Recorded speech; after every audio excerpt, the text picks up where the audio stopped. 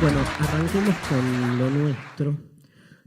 Hubo un par de ustedes que me contó, algunos por las redes y otros personalmente, que fueron corriendo a abrir la Biblia. Cosa que Dios agradece mucho. Y todos los que me escribieron me lo comentaron como bien, como que redescubrieron una posible lectura, sobre todo del Génesis, diferente. Está buenísimo, está buenísimo. De eso se trata este curso, de animar a ir a los libros desde un lugar distinto al usual. El grado de complejidad de los libros que vamos trabajando empieza ahora como a problematizarse. Pasamos así sin filtro, sin postas en el medio, de Dios a su muerte, digamos. Porque la muerte de Dios es uno de los temas que se trabajan fuertemente en este libro tan particular que vamos a hablar hoy, que vamos a explicar hoy, que es Así habló Zaratustra de Nietzsche. Y hay un grado de complejidad especial que tiene que ver con que, no sé si el texto es difícil, pero amerita el mismo tipo de abordaje que uno, o que propuse la clase pasada hacer con el Génesis. Son textos para no entrarles de manera lineal. Y el Zaratustra, ¿sí? A partir de ahora al libro Así habló Zaratustra le vamos a decir el Zaratustra, coincide con el Génesis en lo mismo. No es un libro para leerlo como se lee el diario, y no es un libro tampoco para leerlo de acuerdo a las interpretaciones usuales. ¿Qué es lo que nos pasa con la Biblia en general? El que no es del palo religioso no lee la Biblia porque se cree, ¿no? Se ha creído la historia de que la Biblia es el libro de ellos, cosa que intentamos deconstruir la clase pasada. Entonces, ¿cómo abordamos el Génesis? Desde un lugar distinto. Tenemos esa posibilidad. Con el Zaratustra pasa lo mismo, o sea, hay interpretaciones así como más canónicas. Nietzsche en algún sentido tiene sus ortodoxias, tiene sus heterodoxias. Nietzsche es un personaje en tanto autor, en tanto promotor de una filosofía que genera también un fuerte talibanismo. A mí es de los autores que yo he trabajado en esto que es la divulgación de la filosofía. Si uno recorre, no sé, los textos que por ahí escribí o algunos videos donde explico a Nietzsche, por ejemplo el de la clase de acá de el año pasado o hace 2 años, es uno por los que más me han puteado. O sea, salen como los nietzscheanos duros a decir, ¿no? Increíble que a un autor cuyo lema es no hay hechos sino interpretaciones, que salgan a putear diciendo eso que decís no es Nietzsche, ¿no? Y fustigando posibles interpretaciones. Pero la riqueza de un autor para mí, salgamos del autor, la riqueza de un libro o de una idea es que posibilite la mayor y amplia cantidad de interpretaciones posibles. Y eso genera tanto la Biblia como Nietzsche, porque la Biblia también. Lo que pasa es que en la Biblia hay como un ejercicio de control por ahí mucho más directo. Con Nietzsche no deja de ser una cuestión académica. Y la pelea se da en todo caso adentro de la academia. Que es un tipo de iglesia también, digo, comparte muchos de sus mecanismos, de sus dispositivos, pero por ahí no tiene la incidencia pública que tiene la iglesia en relación al texto bíblico. Entonces, hay muchos Nietzsches. Los libros realmente son para ser leídos desde perspectivas muy diferentes.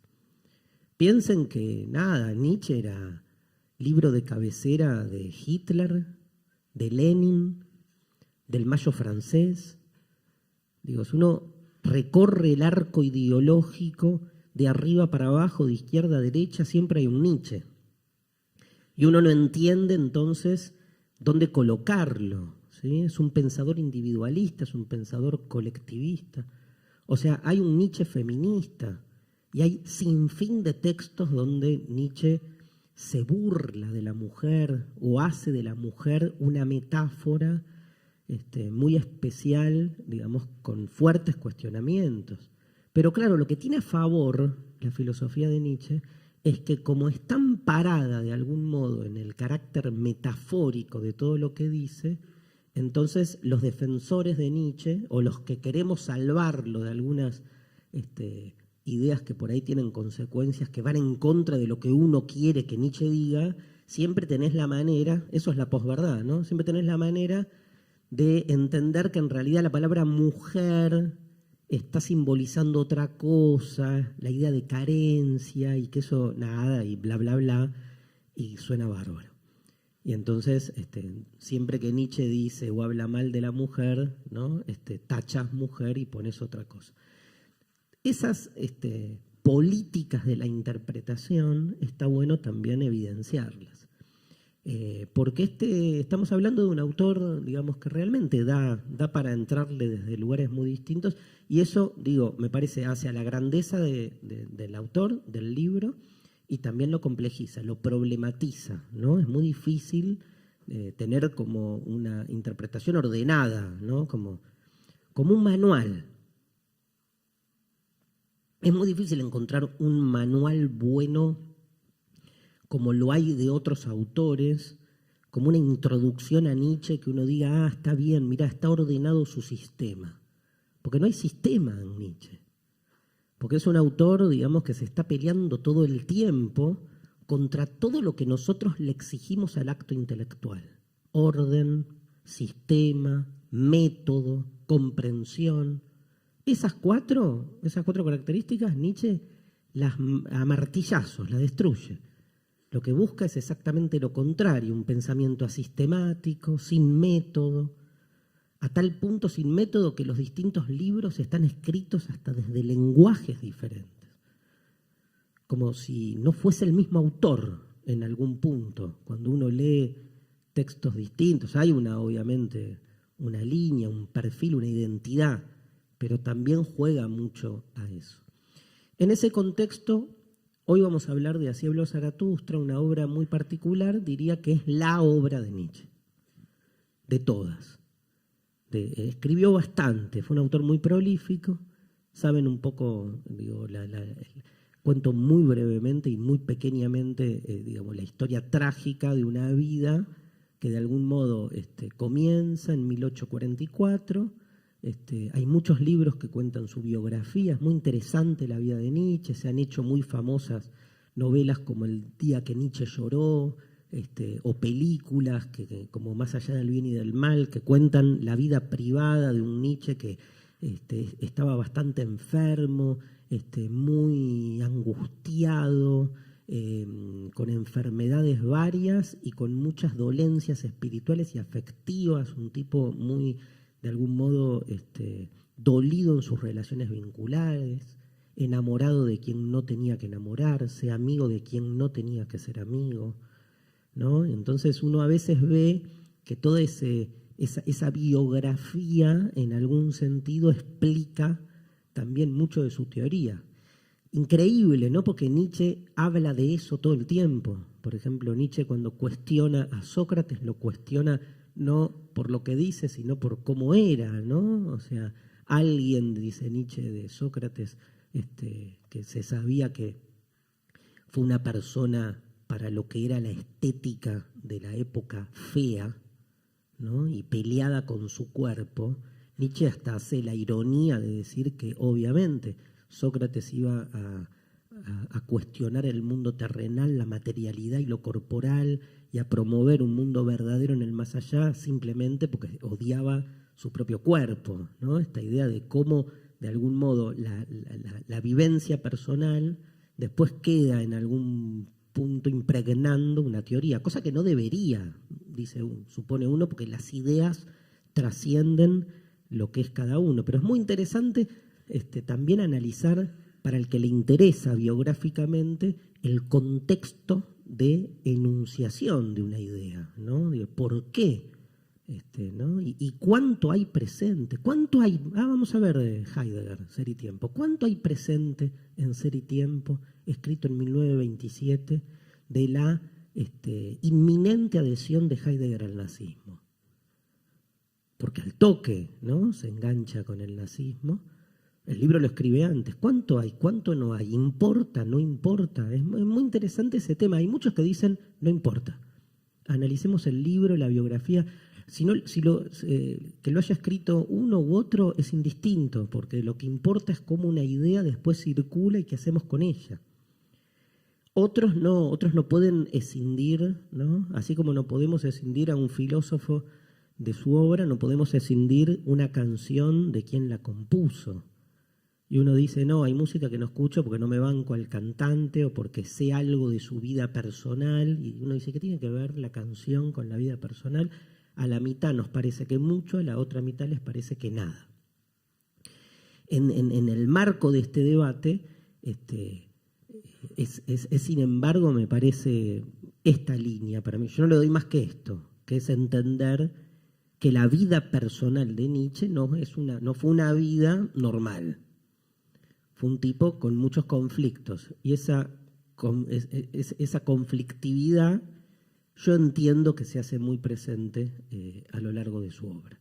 En el marco de esa obra, el libro Zaratustra, decía, es uno de los libros para mí primordiales, pero además marca un giro en la filosofía de Nietzsche. Es un libro tardío, de los últimos que escribe, y estamos hablando de la década del 80, principios de 1880, lo escribe ahí y marca un giro en la filosofía que venía haciendo hasta entonces. Ahora voy a hablar un poco del lugar del libro y qué es lo que de algún modo modifica. Lo más, digamos, ejemplar de ese libro que ustedes tienen que manejar es que es un libro donde cambia absolutamente el género. O sea, es un libro escrito de un modo tal que no coincide con ninguno de los libros anteriores como fueron escritos. ¿Cómo fue escrito el Zaratustra?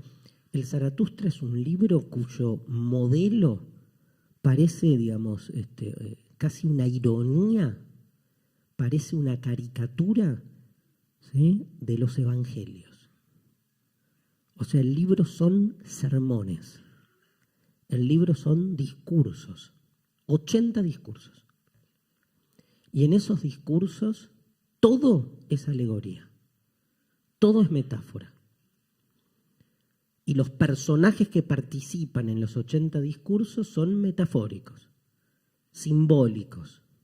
Entonces hay que hacer un trabajo, un tremendo trabajo, un pesado trabajo y creativo trabajo de tratar de entender qué representa el águila, qué representa el volatinero, qué representa el mono, qué representa, por ejemplo, en la cuarta parte aparece el papa jubilado, porque murió Dios y el papa se quedó sin laburo.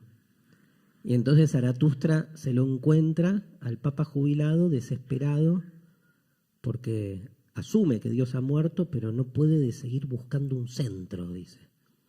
Algo que le dé sentido, que le dé orden. Y se lo encuentra el Zaratustra. Pero fíjense, metáforas también. Todo está escrito en ese lenguaje donde está absolutamente más cerca de la literatura filosófica que de la filosofía ensayística clásica. Y no es que Nietzsche no escribe textos como un filósofo normal, entre comillas, ¿no? O sea, también ha escrito El origen de la tragedia, su primer gran texto publicado.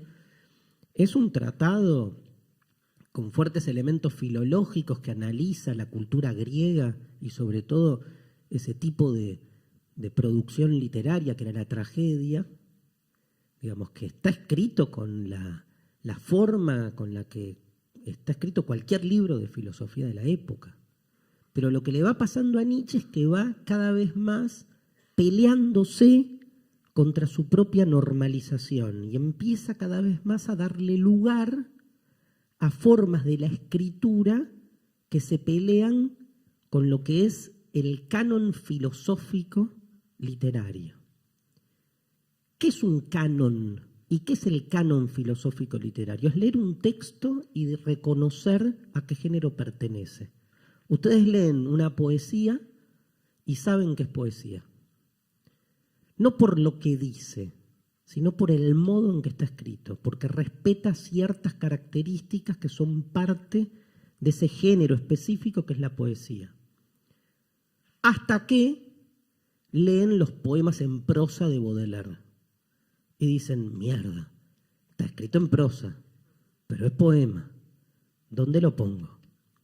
Y ahí entra una discusión hermosísima que es la discusión por la frontera entre los géneros. Nuestros tiempos posmodernos, entre otras cosas, se caracterizan por la desdiferenciación de géneros, por el pastiche, se mezclan, ¿no? Entonces hay poesía hasta en una publicidad,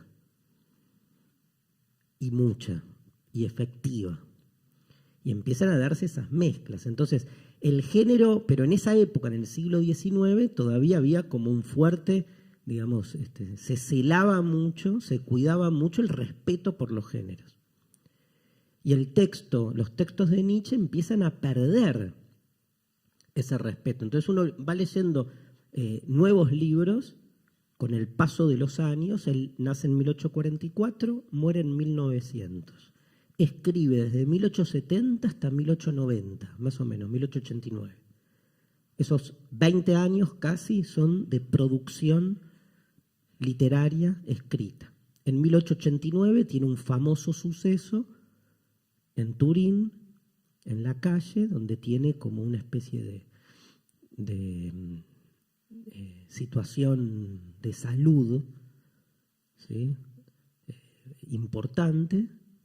Cae en la demencia, dicen las biografías, tiene una situación con un caballo ahí y es como que pierde la racionalidad y diríamos, se vuelve loco, ¿no? Que es como se cuenta de modo más popular lo que le sucede a Nietzsche, y pasa los últimos 11 años de su vida en un manicomio, ya sin escribir y con fuertes problemas de comprensión y de comunicación, ¿no? Una demencia, diríamos, neurológicamente, entre comillas, comprobada. Digo, lejos está, después cada uno interprete lo que quiere, pero lejos está de pensarse como una metafórica de la vida en relación a la obra. Digo, los síntomas que se cuentan de lo que le sucede a Nietzsche son claramente síntomas propios de cualquier deterioro, digamos, cerebral que lo conduce y que lo fue conduciendo, porque en los últimos años, previo a 1889, se nota, sus últimos libros se nota. Ahora, increíblemente, en esos últimos libros donde se nota esa pérdida de control de su propia conciencia, surgen las ideas como más disruptivas. No sé si decir creativas, porque se produce una paradoja ahí, ¿no? Digo, o sea, la pasaba mal. No es que la pasaba bien y uno dice, qué groso, qué suerte que enloqueció, así escribió esto. Esa justificación es dura. Y es para repensarla, ¿no? Ahora, es evidente que ahí hay un problema, porque esos textos, por ejemplo, el Ecce Homo, que es el libro donde recorre toda su obra, se nota, ¿no? Ya un otro Nietzsche, más allá del bien y del mal, la genealogía de la moral, el anticristo, los libros de la última época que inicia el Zaratustra de la década del 80, se nota este cambio. Nietzsche empieza a correrse del canon filosófico. Por ejemplo, escribe muchos aforismos. Un tipo de estructura literaria que piensen que para la academia filosófica es un horror, ¿no? Hoy y hace 150 años. Por lo simplista del aforismo, porque no hay desarrollo, pero en la mayoría de los libros de este segundo Nietzsche empiezan a aparecer aforismos por todos lados. Muchos que ustedes conocen muy bien, de los famosos, lo que no te mata te fortalece, ¿no? Que después circulan en frases.com por la red y que son reales, digamos, tienen su origen en libros que después uno está leyendo un libro de Nietzsche y se encuentra con ese aforismo y dice, no te puedo creer, acá está. Y son aforismos pensados para ser escritos de esa manera, ¿no? Y para llegar de ese modo. O sea, empieza a pelearse entonces con la forma de escritura. ¿Por qué se pelea? Porque de alguna manera, y esto también es fundamental, y esto va a aparecer en el Zaratustra, porque él no, digamos, el Zaratustra, cierro esto antes de contestar la pregunta, el Zaratustra está escrito entonces como un grupo, como un conjunto de sermones. Cada sermón, cada discurso tiene un título, tipo de los predicadores de la muerte, de los nuevos ídolos, del amor al prójimo.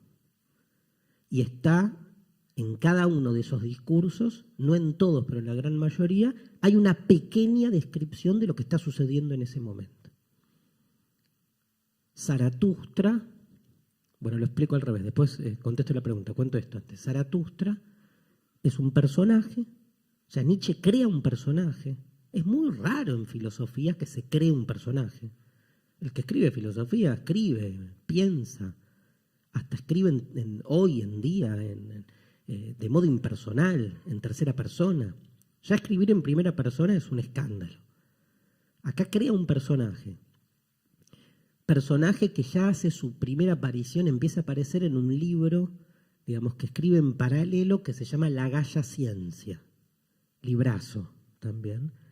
Por ejemplo, hay un famoso texto donde Nietzsche anuncia la muerte de Dios, que lo hacemos en Desencajados, donde Nietzsche compone a un loco que llega a un mercado anunciando la muerte de Dios.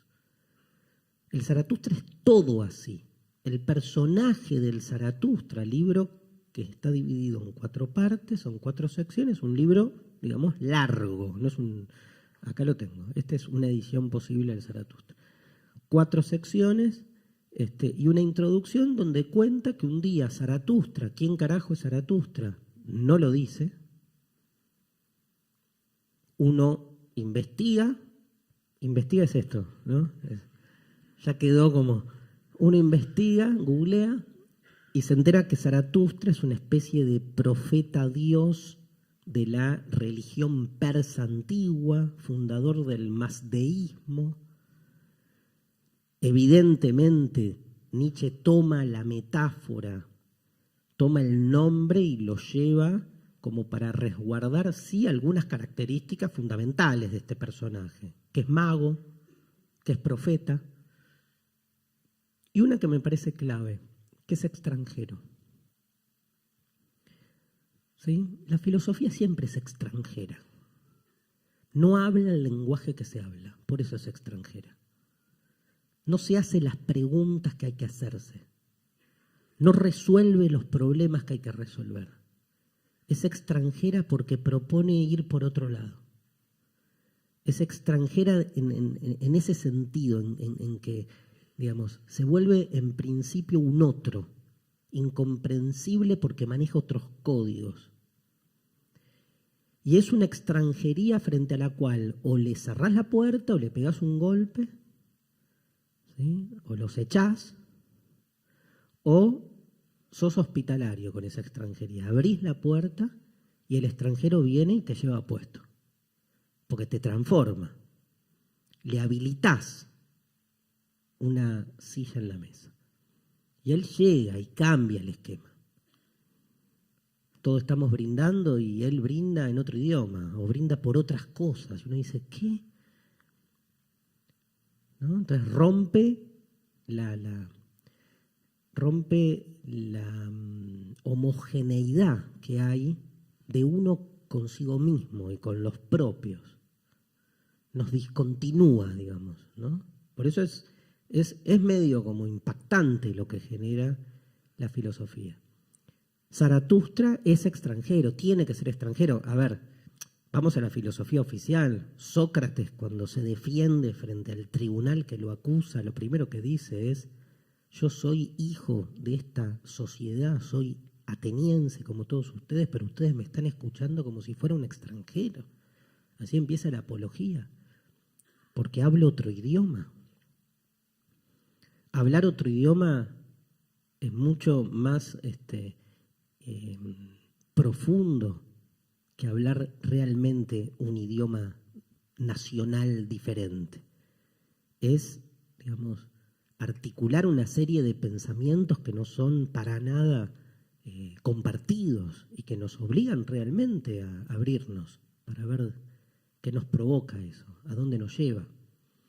Entonces, este extranjero que es Zaratustra viene y es una especie de profeta, y así empieza el libro, sin más explicaciones. Llega un día al mercado, siempre el mercado, ¿no? Una figura muy propia de esa época. Yo creo que hoy sería la televisión el lugar de intercambio. El mercado tiene algo de intercambio, obviamente. Piensen que la filosofía misma nace en el mercado de Mileto, donde se donde se produce la interacción y el entrecruzamiento entre la cultura oriental y la cultura griega. O sea, los primeros filósofos son de Mileto, y en Mileto lo que hay es un cruce de culturas. Y el cruce de culturas, antes que nada, es comercial. Y les digo algo más, a todos los hippies que somos también, el comercio es abstracción. Se abstrae valor y se intercambia. La filosofía es abstracción. Entonces, hay una afinidad en la creación de este acontecimiento que es la filosofía, que está muy emparentada con quien después la filosofía se pelea todo el tiempo, que es la economía. No es casual la obsesión de la filosofía con la economía. Son Caín y Abel. ¿Se acuerdan, no? Nacen casi hasta de un mismo, claro, son del mismo palo.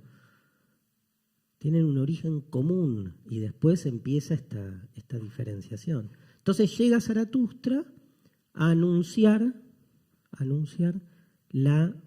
el final, o sea, la muerte, no de Dios, sino del último hombre. Peor todavía. Porque una cosa es anunciar la muerte de Dios, como el loco del mercado, de la galla ciencia, y otra cosa es anunciar el fin de lo humano. Llega Zaratustra a un mercado a anunciarle a la gente la muerte del hombre, que estamos viviendo la época del último hombre y que se va a producir dentro de muy poco el advenimiento del superhombre. Muere el último hombre, que somos todos nosotros, y llega el superhombre. ¿Qué carajo es el superhombre? Ese superhombre primero ha dado a múltiples cuestionamientos en relación a la traducción del concepto. Para muchos, superhombre es una traducción española que traiciona el propósito del término alemán, que más que sostener la idea de un hombre superior o de un hombre, el super da un hombre que potencia la mayoría de sus rasgos, o sea, suponete el superhombre seríamos nosotros, pero con un cerebro que funcionara más pulido, que tuviéramos más fuerza, que no nos cansáramos tanto, que no nos engripáramos. O sea, es tomar el modelo de ser humano, idealizarlo y pensar al superhombre como si las características que nos constituyen como ser humano se exacerbaran a su máxima expresión. Bueno, no, es todo lo contrario. En realidad el que viene siempre es esta figura profética del advenimiento de un nuevo tipo de ser humano. Por ejemplo, un buen término sería posthumano. Otro buen término sería ultrahumano. El ultrahombre, el posthombre. O sea, está viniendo, dice el Zaratustra, aquella especie que nos va a reemplazar. Aquella especie que nos va a reemplazar, esto es clave, no es mejor que esta. No es mejor en el sentido de que no es esta mejorada. No somos nosotros sin necesidad de clavarnos cada tanto un clonazepam, o no somos nosotros, digamos, sin necesidad. Ya no somos nosotros. Es más, para que llegue el superhombre, que repito, no es mejor, puede ser mejor, pero no mejorado, ¿sí? O sea, no hay progreso, no es evolutivo.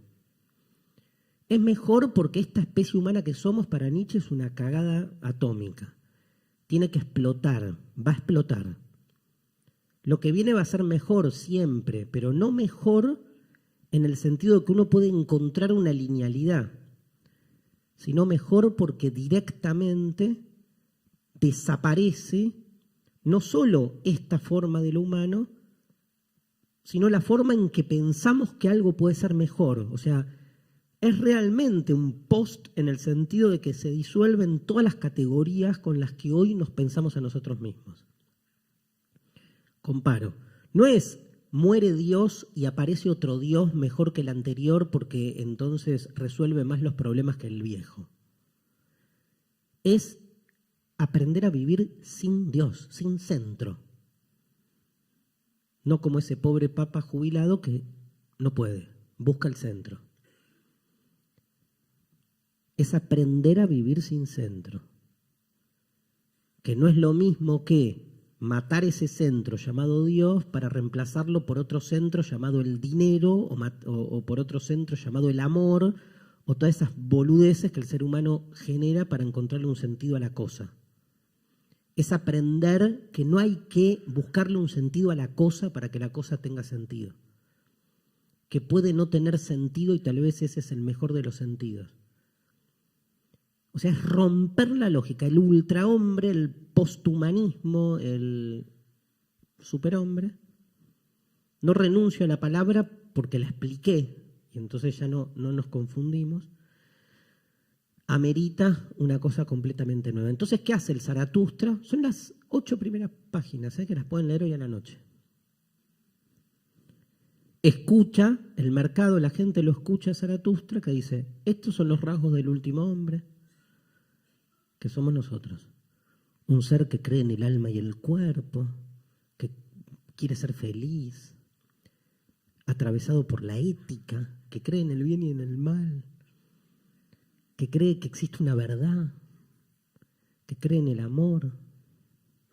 Este último hombre decadente, degradado, que comienza su derrotero hacia la miseria que somos hace más de 2000 años y por culpa de dos grandes responsables. Nietzsche tiene muy claro quiénes son los que inician la decadencia del ser humano. Se llaman Sócrates y Jesucristo. Los dos grandes creadores de la negación de la vida, porque ambos dicen que la verdadera vida está en el más allá. Crean la ilusión del más allá y con eso niegan la terrenalidad. Y además generan toda una metodología y una economía al servicio del acceso a ese más allá. Porque de última postula que este mundo es una mierda, que el más allá es el mejor de los mundos, morite y punto. Ahora, si después de todo esto fundás una prepaga que ¿no? tiene todas las características necesarias para que uno, pagando fielmente cada mes la cuota, se garantice el acceso, entonces te das cuenta que hay algo más en juego ahí. También es cierto, y Nietzsche también lo dice, que estos dos personajes en sí mismos no importan, no es que son responsables.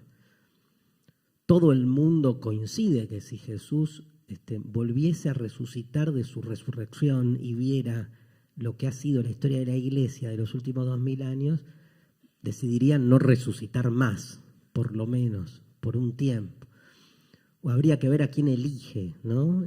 Si a las grandes cúpulas eclesiásticas o al trabajo, ese trabajo en el barro de un montón de personas, digamos, hospitalarias, dedicadas al trabajo religioso, que no se cuelgan anillos ni nada de eso, sino que se rompen el orto en los barrios trabajando con la gente para que el mensaje religioso sea un mensaje transformador.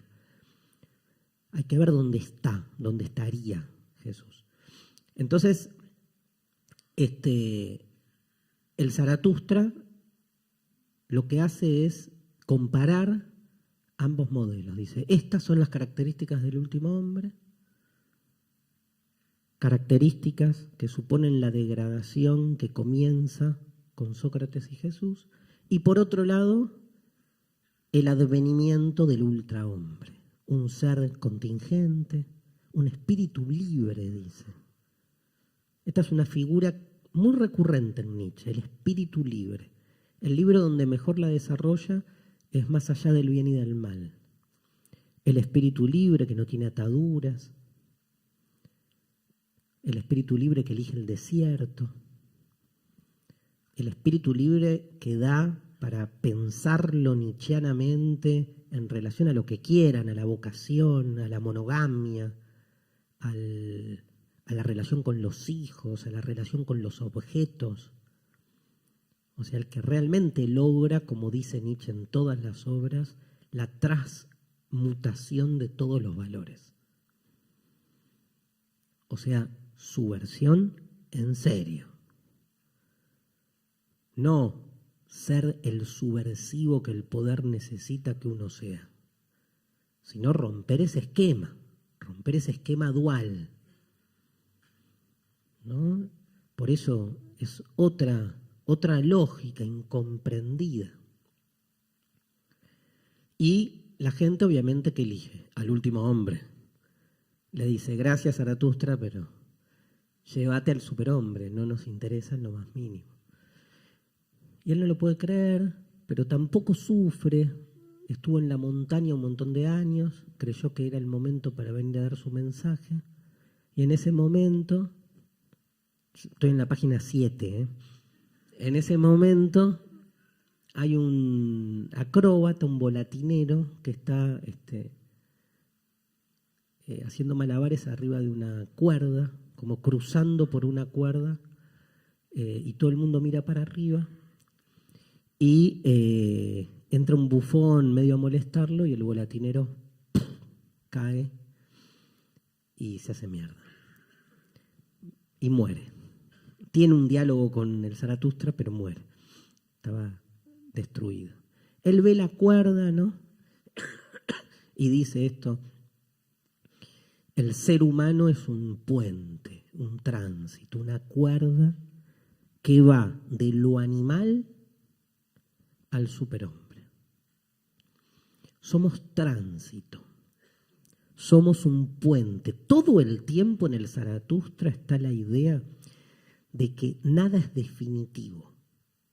O sea, una de las consecuencias así directas de la lectura, de las conclusiones directas que podemos sacar de la lectura del Zaratustra, es que no existen las esencias, las naturalezas, y menos la humana.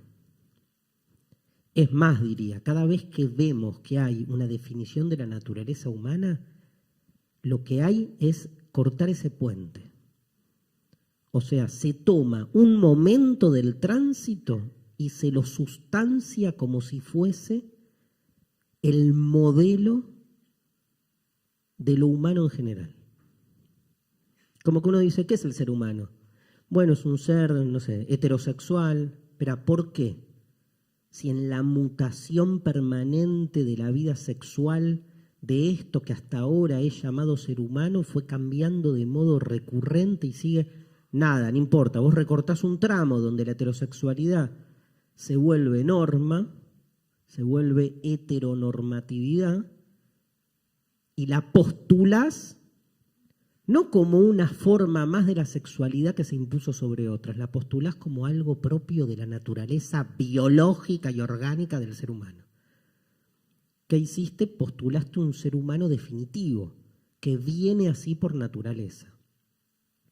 Pero si el ser humano es un tránsito, eso significa que ninguna de las formas en que el ser humano se presenta es última, no hay ultimidad en ningún aspecto, ni en la propiedad, ni en nada. Digo, también en cuestiones políticas, económicas, sexuales, afectivas.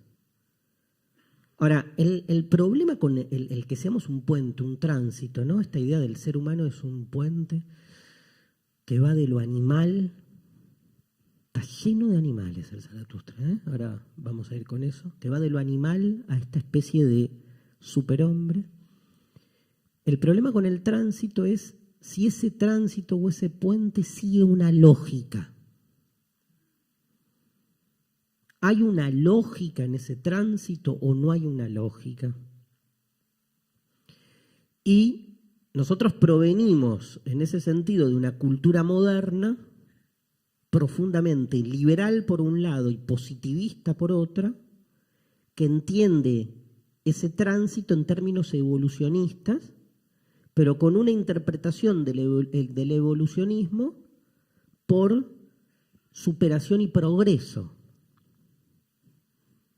Una interpretación incluso absolutamente, digamos, muy cuestionable y falta de lectura en algún punto del darwinismo, que entiende que la evolución de las especies supone la idea de progreso, como que las nuevas especies que van evolucionando son mejores que las anteriores.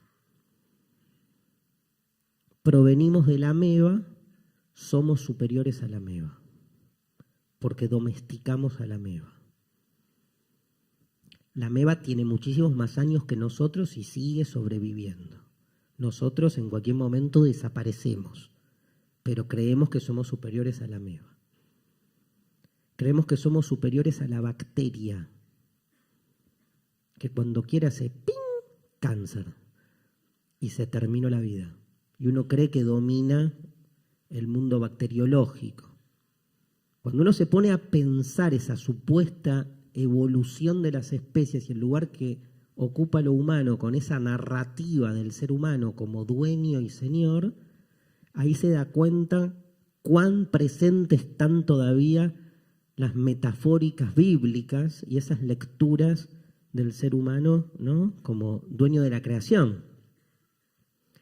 Pero sobre todo en términos positivistas como producto de una evolución donde se supone que en cada nuevo estadio logra resolver los problemas que los anteriores no podían. Esa vieja idea adaptacionista que la jirafa es un caballo que empezó a estirar el cuello porque no llegaba a comer la comida que estaba arriba del árbol.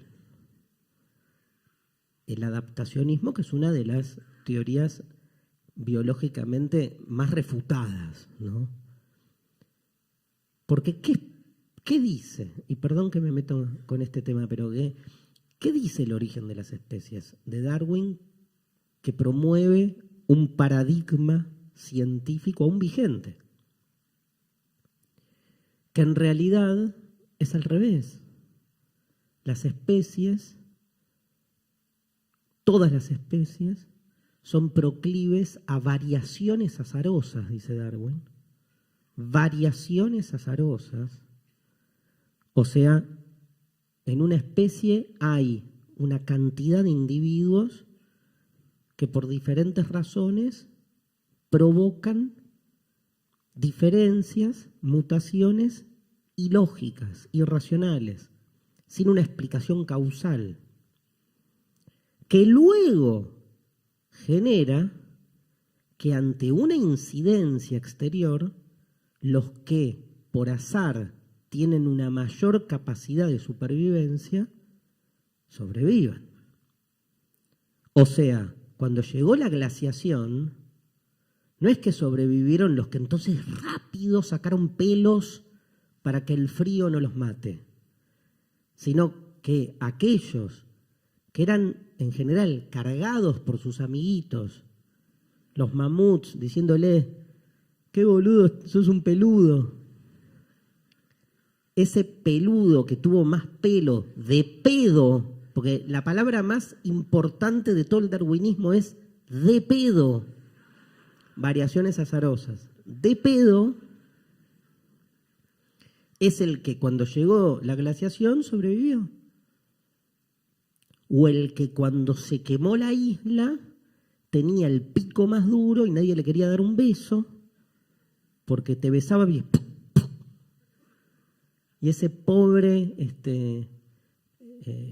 pájaro al que nadie quería besar fue el que pudo terminar rompiendo la cáscara de aquellos alimentos que quedaron frente al incendio que arrasó con los alimentos más blandos. Ahora, ¿por qué pegó un pico más duro? Y yo qué sé. Porque sí. Falta explicar eso. Lo que sí seguro no hay es teleología ahí. No es que sacó un pico más duro para romper la bellota. Me acordé de la era del hielo, ¿no? Que sigue. Sí. O sea, no es que fue, es al revés. Entonces, filosóficamente, ¿qué palabra explica esto? ¿Progreso? ¿Necesidad? No, contingencia. Contingencia. No es que las contingencias significa justamente esto, que todo puede ser de otro modo y que las especies que sobreviven no sobreviven porque son mejores o porque, no porque son mejores, no sobreviven porque se lo merecen. No es que hay un mérito en lo que hicieron. Tipo, no, bueno, nadie laburaba y yo iba con el pico todos los días para endurecerlo, ¿viste? Estaban ahí, no hacían nada, con las antenas de DirecTV. O sea, evidentemente la meritocracia explica, o sea, la meritocracia es la filosofía, ¿sí?, que siempre justifica el derecho de los privilegiados. Es una forma de sostenerse en el privilegio, nada más. Porque, no, pero en serio, porque del privilegio que sea, ¿no? Porque es como uno la sostiene porque está de ese lado, la meritocracia. Uno siempre sostiene su propio mérito. Pero bueno, el tema es que este contingencialismo que aparece ahí explica justamente esta lectura de un Nietzsche que entiende que el Zaratustra no es un ser más evolucionado. El Zaratustra no viene a anunciar la llegada de un ser más evolucionado que este último hombre decadente. Viene a anunciar una implosión. El ser humano decadente implota, llega a su fin y aparece entonces un nuevo tipo de humanidad o poshumanidad que obviamente los que en ese momento están ahí rechazan. El hombre es una cuerda y esa cuerda no tiene lógica. Ahora, hay que bancarse a asumirnos como tránsito. Porque si nos asumimos como tránsito significa que todo lo que nosotros pensamos, creemos y definimos de nosotros mismos en algún momento va a mutar. No hay ultimidad, no hay ningún concepto ni ninguna característica que se sostenga como algo eterno, lógico, definicional. O sea, no solo todo muta, sino que en algún punto esa transición, ese hombre como puente, ese ser humano como puente, supone una transición contingente. Eso que genera vértigo. No nos asusta, nos perturba. O sea, a a muchos de nosotros nos perturba pensar que dentro de muy poco tiempo la reproducción natural va a desaparecer y que la especie humana va a reproducirse tecnológicamente seguramente por distintas técnicas clonacionales. Y uno dice, no, o sea, pará, hay que ponerle un tope al desarrollo tecnológico. ¿Por qué? No, porque hay que defender la naturaleza humana. Definila. Y siempre te definen la naturaleza humana y el modelo del humano es blanco, europeo, macho, burgués, heterosexual, liberal e hincha del Real Madrid. Es como ¿no? El esquema, o sea, entonces contra eso de algún modo me parece uno se pelea, ¿no? Contra esta idea de hasta que uno se pelea y al mismo tiempo uno entiende el manotazo de ahogado permanente que hacemos para idealizar un estadio de esa transición como estadio final. Angustia. Es que en el fondo, si uno lleva las cosas a su radicalidad, en el fondo, lo desfondado. En el fondo, no hay fondo. Entonces, creamos fondos. ¿Sí? El Zaratustra viene a romper todo fondo. Viene a decirnos, se puede vivir desde otro lugar. Se puede crear un sentido que no es este sentido usual. Se puede convivir con el vértigo y que el vértigo sea creador, que el vértigo sea positivo. Para eso hay que romper todos los esquemas previos, pero no hay que romper, ¿sí?, un fondo, otro fondo u otro fondo. Hay que romper la idea de que necesitamos de un fondo. Entonces, es un trabajo realmente revolucionario el que se genera acá. Por eso tiene mucho, fíjense qué loco, tiene mucho de anverso de lo religioso. Zaratustra es un profeta, es Jesús, es el anti-Jesús. Pero como anti-Jesús, ¿por qué es el anti-Jesús? Porque viene a negar el cielo, viene a negar la naturaleza humana, viene a negar la verdad, viene a negar la amistad, viene a negar el amor. Ahora, ¿para qué niega el amor? Para que nos podamos enamorar. ¿Para qué niega la amistad? Para que tengamos de verdad amigos. ¿Para qué niega la verdad? Para que podamos entender algo y no aquello que nos imponen como certeza última y establecida. ¿Para qué niega la felicidad? Para que seamos felices. O sea, el esquema es un esquema totalmente, digamos, transgresor, ¿sí? Porque rompe, digamos, no una u otra propuesta, rompe la lógica con la que venimos pensando las cosas. Es anti-Jesús porque al negar todo eso, sin embargo, no deja de ser un predicador. Es como que muchos dicen que lo que hace Zaratustra es justamente, el libro Zaratustra es una parodia del Nuevo Testamento, claramente. Ahora, esa parodia tiene la dualidad de toda parodia.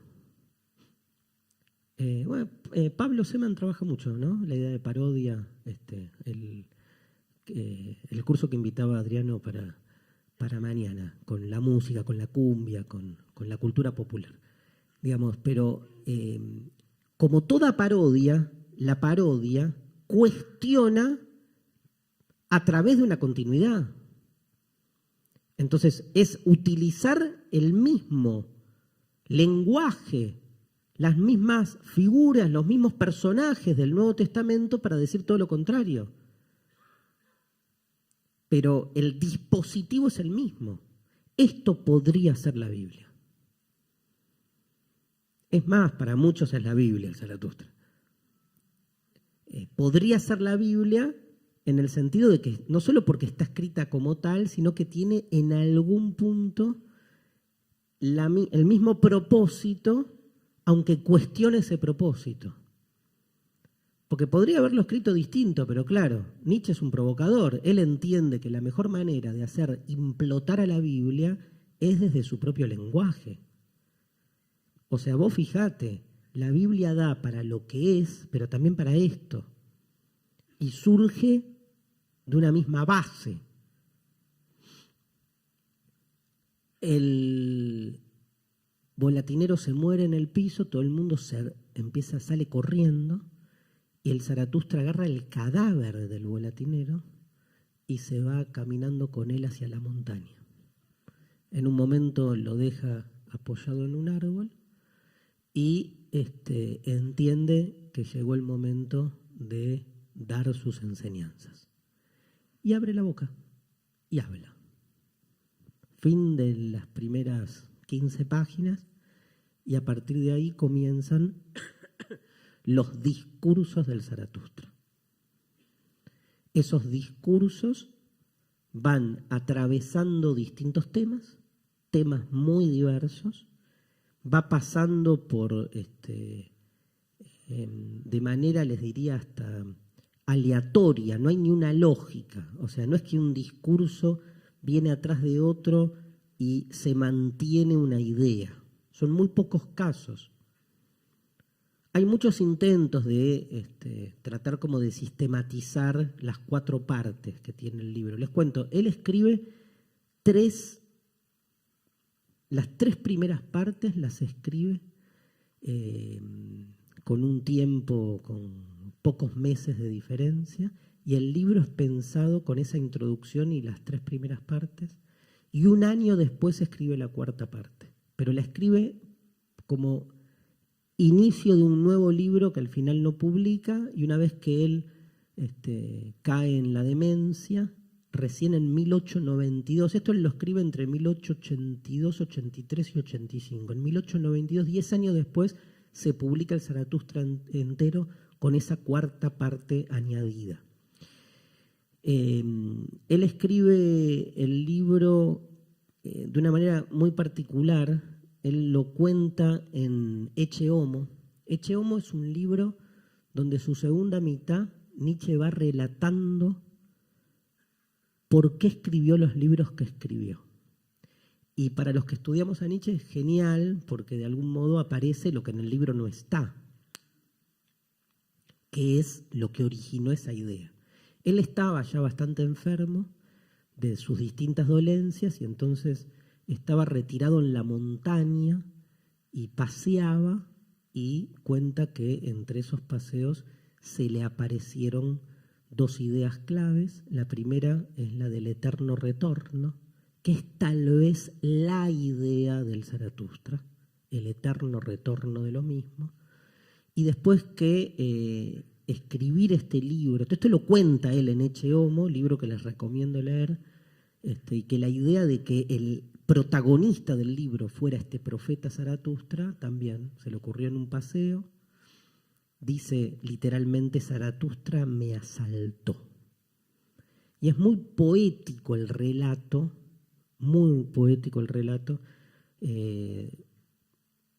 que Nietzsche hace de la creación de su obra. Entonces quiero, para que ustedes también escuchen a Nietzsche, ahora voy a contar cuáles son los temas del Zaratustra, pero para que también tengan un poco de escucha de lo que es la forma de escribir misma de Nietzsche, les quiero leer algo que no lo encuentro. Acá está. Nietzsche termina de escribir el Zaratustra, y en Ecce Homo cuenta qué le pasó una vez que se sacó el libro de encima. Ya está, lo escribí. Parió. ¿Qué me pasó después? Dice en Ecce Homo lo siguiente: prescindiendo de estas obras de 10 días, cada parte del Zaratustra la escribió en 10 días. Y repitió el mismo esquema: 10 días la parte 1, 10 días la parte 2, 10 días la parte 3, todo esto en 3-4 meses. Prescindiendo de estas obras de 10 días, los años del Zaratustra, y sobre todo los siguientes, representaron un estado de... Escribiste el Zaratustra. Escribiste el Zaratustra. ¿Qué va a decir? Un estado de felicidad sin igual. ¿Qué dice Nietzsche? Un estado de miseria sin igual. Y dice de sí mismo, se paga caro el ser inmortal. Se muere a causa de ello varias veces durante la vida. Yo no me puedo sacar esta frase de encima. Se paga caro el ser inmortal, se muere a causa de ello varias veces durante la vida. Hay algo que yo denomino el rencor de lo grande. Todo lo grande, una obra, una acción, se vuelve inmediatamente acabada en contra de quien la hizo. Este se encuentra entonces débil justo por haberla hecho. No soporta ya su acción, no la mira ya la cara. Tener detrás de sí algo que jamás fue lícito querer, algo a lo que está atado el nudo del destino de la humanidad, y tenerlo ahora encima de sí, casi aplasta el rencor de lo grande.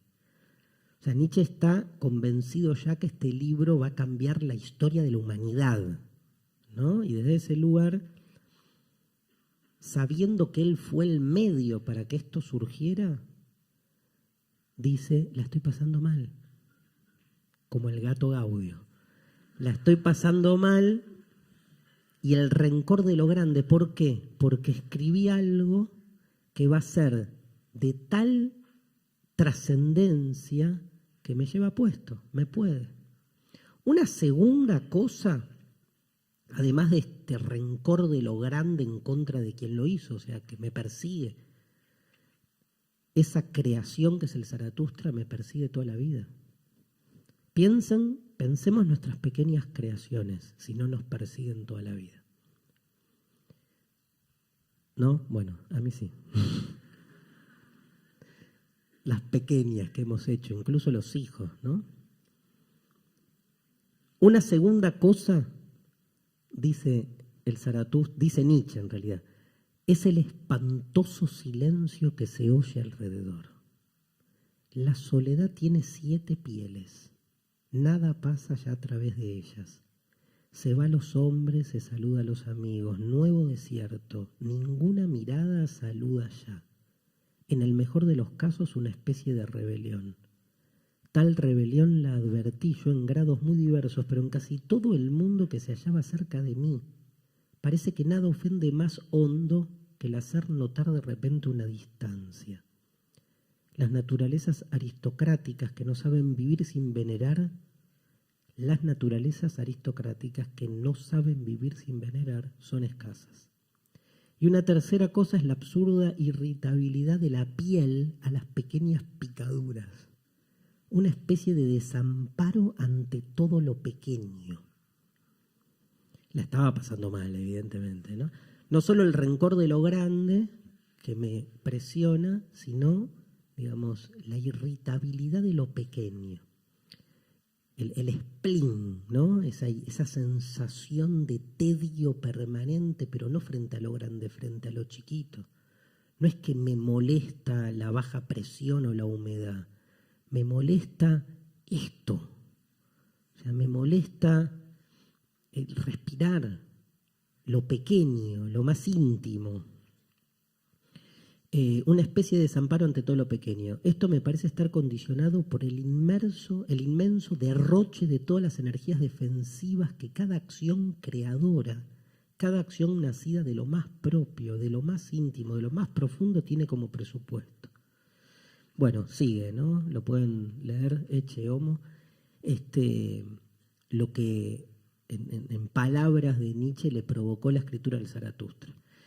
Empiezan los discursos, y el primer discurso es como el más, para mí, emblemático de lo que va a ser un poco su propuesta. Yo les decía que hay temas en el Zaratustra que son temas que se repiten. El primero es el eterno retorno, una figura muy particular que ahora la vamos a analizar. El segundo es el superhombre. El tercero es la muerte de Dios, que aparece en muchísimos de los capítulos. Y por último, un tema que después es el tema que queda siempre en el Nietzsche póstumo, porque es un tema que Nietzsche no desarrolla tanto en su obra, pero de algún modo, ¿saben cómo es la historia? Él deja un montón de escritos no publicados y pide que esos escritos no se publiquen, pero la hermana lo caga y los publica.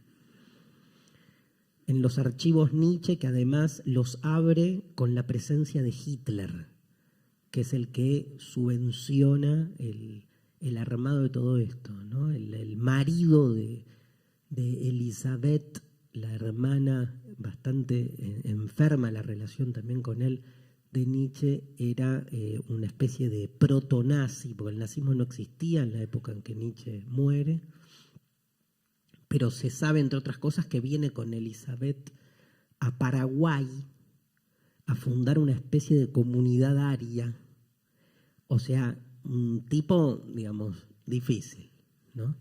Y la hermana hace esto, de hecho también tergiversa textos, cambia palabras. Hay unos textos donde donde aparece la palabra perro, la tacha y pone judío, así de frente. Entonces, la crítica filológica de la obra de Nietzsche es también darte cuenta hasta qué punto ese texto era un texto cierto o no. O sea, hay mucha polémica. Es tanta la polémica, para que vean la satirización de esto. No me acuerdo si esto lo conté en alguna clase de acá del curso, pero que Derrida, por ejemplo, en Derrida un día se aparece con un texto impresionante donde cuenta esto, que un par de filólogos estaban discutiendo la autenticidad de un manuscrito de Nietzsche. Y en el texto, en ese manuscrito, escrito a mano arriba, decía: he olvidado mi paraguas. Y entonces la discusión era si era una cita. O sea, si el texto tenía que ser considerado un fragmento de la obra de Nietzsche o no, porque estaba escrito en el papel donde Nietzsche estaba escribiendo su obra. Pero Nietzsche escribió: che, la puta madre, me olvidé el paraguas. Ahora, al estar escrito en la hoja donde él escribía como manuscrito su obra, ¿es o no es un acto intencional? Y si lo puso para que ahora, 150 años después, estemos nosotros pensando acerca del carácter original o no de la autoría de un texto. Bueno, todas estas cosas pasan con Nietzsche, porque es como un prócer. O sea, hay millones de investigaciones acerca de lo que quiso decir.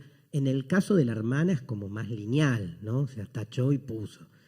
Y se entiende un poco este esquema. Ahí aparece la idea de voluntad de poder, es el cuarto tema, la voluntad de poder. Un temazo, ¿no? Porque aparte está asociado después a interpretaciones por ahí más políticas, cuando es un concepto más ontológico. Pero, digamos que, nada, supone esto, como tratar de entender, de interpretar, ¿sí?, en cada caso, más en un autor tan metafórico, que quiso decir. Estos son como los cuatro temas. Empieza, el primer texto se llama De las tres transformaciones. Es un texto famoso porque cuando uno hace un curso de Nietzsche, y yo repito lo mismo que voy a decir ahora, digamos, el de los 80 discursos del Zaratustra, el de las tres transformaciones es como el más así, de rápida comprensión. Se llama De las tres transformaciones, y en ese texto lo que hace Zaratustra es explicar las diferentes transformaciones que vivió y que vive la naturaleza humana. Que ya la naturaleza humana no es naturaleza porque se transforma. Entonces dice: al principio fuimos camello. Y uno dice: ¿qué? ¿Por qué camello? Fuimos camello. Y no dice: el camello es una metáfora del peso de la moral que nos exige y nos obliga a una ética del deber que no tiene nada que ver con nuestro propio deseo. La joroba del camello es el peso que tenemos que soportar en contra de nuestra voluntad para cumplir con los mandatos que siempre algún hijo de puta, que es un concepto kantiano, nos exige o nos condiciona.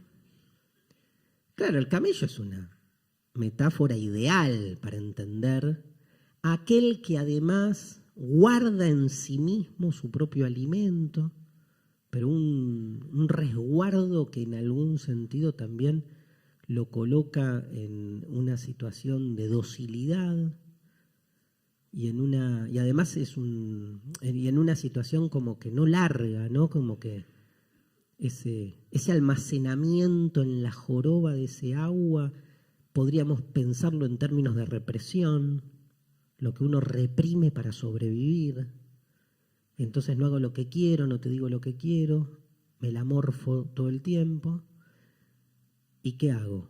Y camino cabizbajo. Porque de última esa joroba, ¿no?, tira para abajo y soy útil a transportar gente que me domestica y me utiliza. Nada, o sea, no dice eso. Dice camello y el camello tampoco no dice nada, ¿eh? Es el camello, aparece la palabra deber y mucha metáfora, mucha metáfora. A ver, no lo iba a leer, y no lo leo todo, pero para que vean qué dice y qué no dice, Nietzsche, el Zaratustra, en su primer discurso, escribe así, dice: os indico las 3 transformaciones del espíritu. La del espíritu en camello, la del camello, segunda transformación, en león, y la del león en niño. Muchas cosas pesadas hay para el espíritu fuerte, sufrido y reverente. Apetece su fuerza lo pesado, lo más pesado. ¿Qué es pesado? Pregunta el espíritu sufrido y se arrodilla cual el camello ansioso de llevar pesada carga. ¿Qué es lo más pesado, oh héroes?, pregunta el espíritu sufrido para que yo cargue con ello y goce de mi fuerza. ¿No es esto lo más pesado, humillarse uno para herir su soberbia? ¿Echarlas de estúpido para burlarse de su sabiduría? ¿O es esto apartarse uno de su causa en el instante en que triunfa? ¿Subir a altas cimas para tentar al tentador? ¿O es esto alimentarse con las bellotas y el pasto del conocimiento y en aras de la verdad pasar hambre del alma? Y sigue. ¿Qué es el camello? ¿Quién es el camello? ¿Cuándo somos camello? Hay muchas formas de entrarle. El tema es que en algún momento el camello se transforma en león. ¿Estamos haciendo filosofía? ¿Estamos haciendo literatura? ¿No es la filosofía literatura? ¿Estamos haciendo ciencia? No. Es muy también problemático el modo en que trabaja las ideas, ¿no? Para mí es absolutamente revelador. Digamos, yo entiendo algo cuando leo esto, porque no entiendo linealmente. Y creo que la filosofía es eso. Exige pensar, che, ¿qué querrá decir cuando dijo camello? ¿Y cuándo lo pienso? Ahora no sé. Lo pienso. Ahora me vuelvo y me vuelvo a Capital y pienso, che, camello, mirá, ¿y qué? Y te enganchás, y en el lugar menos pensado. Porque eso genera la metáfora. Mutó el león. ¿Qué hizo el león? El león se apropia de su propia fuerza y se vuelve amo. Si el camello es el tú debes y es el que lleva la carga de la moral y del mandato, el león es el dueño de sí mismo, autónomo, que decide por sí y que de algún modo se vuelve el rey de la selva, como somos nosotros, ¿no? Los amos de la creación o los reyes de la naturaleza. Y entonces logra ese león evolucionar, no aparece esta palabra ni en pedo acá, pero evolucionar de la forma camello a la forma león. ¿Qué está contando? ¿La historia de la humanidad? ¿O nos está contando la historia de nuestra humanidad puesta en nuestro propio relato? Porque pero ya te digo cuando fui camello, ya cuando sigo siendo camello, lo tengo muy claro, cuando fui león y me creí león. Y lo peor del león es que el león se cree el rey de la selva, ¿no? Pero la verdadera libertad, dice el Zaratustra, está en la última mutación. Uno dice, camello, león, ¿a dónde va? ¿No? ¿Qué va? Un rinoceronte, o sea... y tira niño, que es otras cosas que me encanta, que es la absoluta falta de coherencia. Pero de coherencia, digamos, literaria, porque ¿qué tiene que ver? ¿Por qué niño? No va en un tríptico, o sea, va otro animal, no va niño, pero fue niño. ¿Y por qué niño? Y ahí nos mata, ¿no? El niño es el único creador, dice el texto. Después son 2 páginas. El niño es creación, originalidad, juego. El niño es libre, ¿saben por qué? Terrible, ¿eh? Porque olvida. Olvida. Un día está llorando y a los 3 segundos está contento. Soltó. Es libre porque suelta. Es libre porque rompe con la linealidad de las cosas. Lo que para nosotros es una cuchara, para el niño es una espada, un micrófono, una varita mágica, una pala.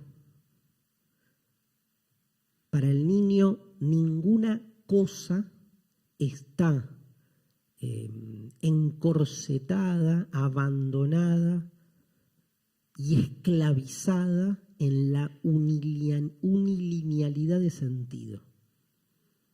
Para un niño una cosa no es una cosa, es también muchas cosas. Por eso esto es cucharita, espada, varita, batería. No la batería, sino los palos de la batería.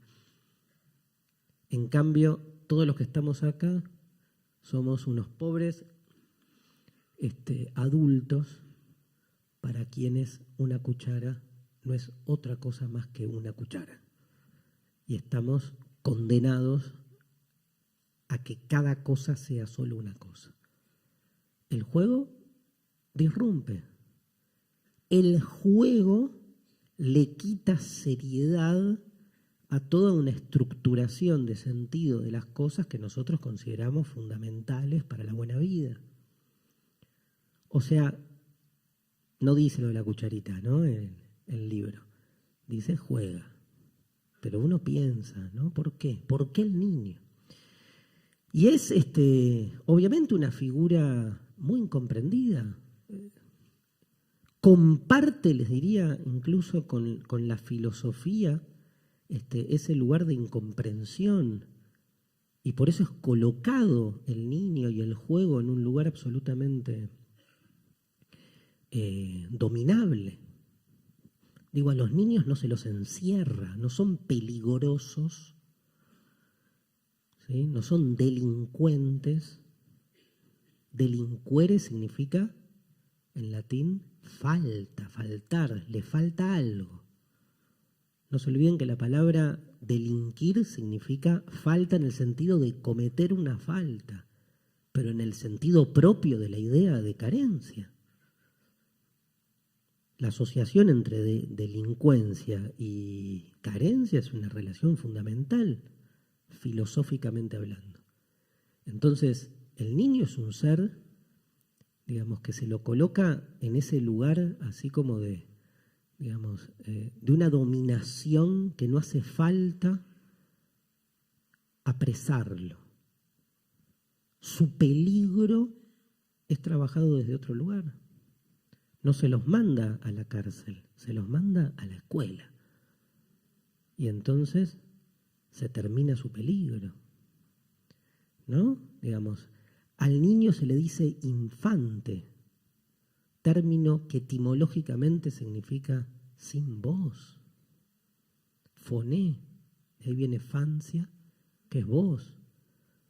O sea, los niños no tienen voz, porque la voz está asociada al logos, a la conciencia, a la racionalidad. Y entonces nadie puede tomarse en serio a un niño, porque lo que dicen no es racional. En esa increíble asociación entre la voz y la racionalidad que solo se da en el adulto a partir de cierta edad. Mirá si no van a tener voz los chicos, mirá si no van a tener racionalidad. Tienen otra, pero el tema siempre es ese otro, al que es mejor domesticarlo, normalizarlo.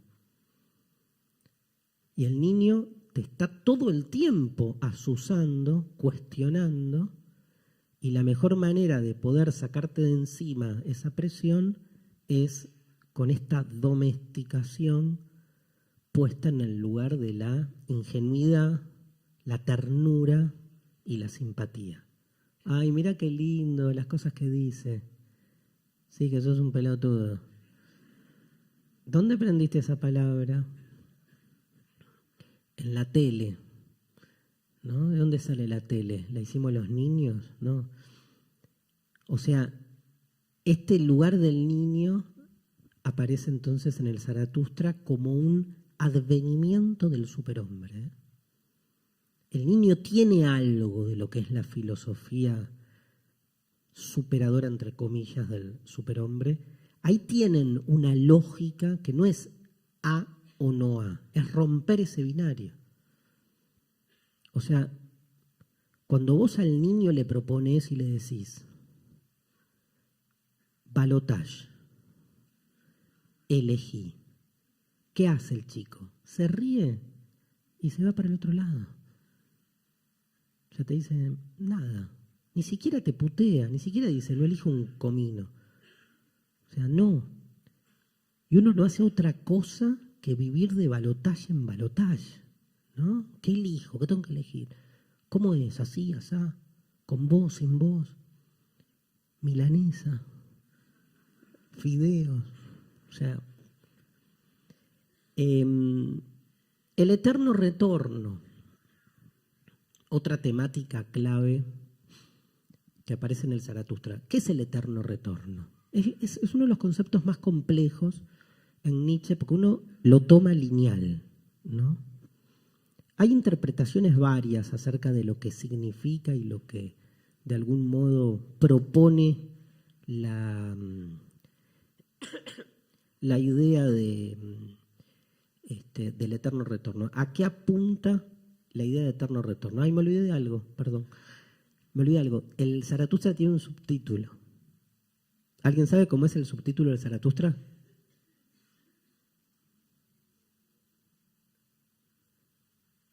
No.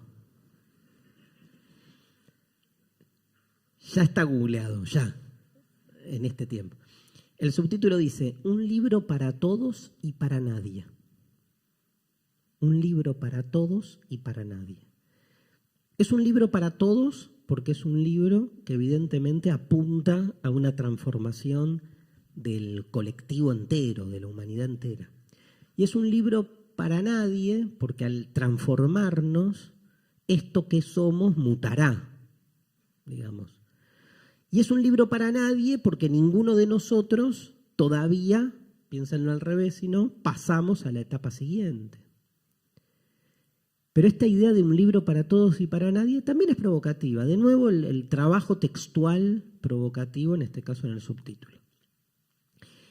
El eterno retorno. Estamos acostumbrados a una concepción del tiempo. Si yo les dijera, Nietzsche propone el eterno retorno de lo mismo, uno dice, ¿pero qué?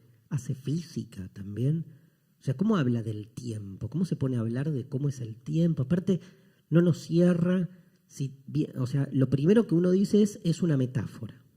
Bien, es una metáfora, yo creo lo mismo, porque todo es metáfora en Nietzsche. Ahora, ¿con qué objetivo? Yo creo que hay dos objetivos, uno más ontológico y otro más ético. Pero tratemos de entender la idea del eterno retorno. ¿Qué sería la idea del eterno retorno? ¿Vieron el día de la marmota? Levante la mano quien vio el día de la marmota.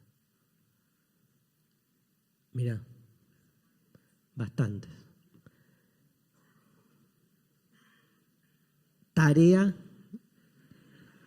para el hogar, no sé si está en Netflix, no creo. En castellano hay un título pedorro que le han puesto que es como Hechizo de tiempo, o una cosa así, por si la van a buscar.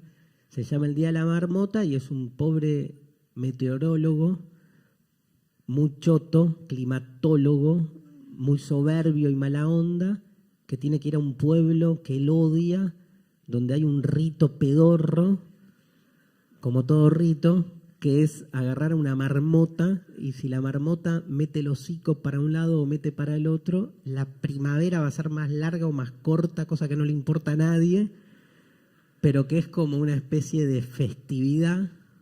Bueno, nosotros festejamos la Navidad, así que es lo mismo. Y entonces, digamos, el climatólogo va ahí con la televisión y odia y todo lo que le pasa ese día que tiene que hacer esa nota, está todo mal, mete la pata dentro del hielo, lo asalta un vendedor de seguros, que era amigo de él de la infancia, se quiere levantar a una chica y la chica le pega un cachetazo, o sea, todo mal le va. Todo el mundo le habla y él odia a todo el mundo. Bill Murray, ¿no? O sea, nadie como él haciendo ese papel. Y entonces se duerme a la noche. No, entonces se vuelve a la casa totalmente contento, que se puede ir de ahí. Cuando se está yendo, la ruta está taponada por la nieve y tiene que volver y dormir en el pueblo que él odia. Se duerme y a la mañana siguiente, cuando se despierta, me acuerdo de la canción,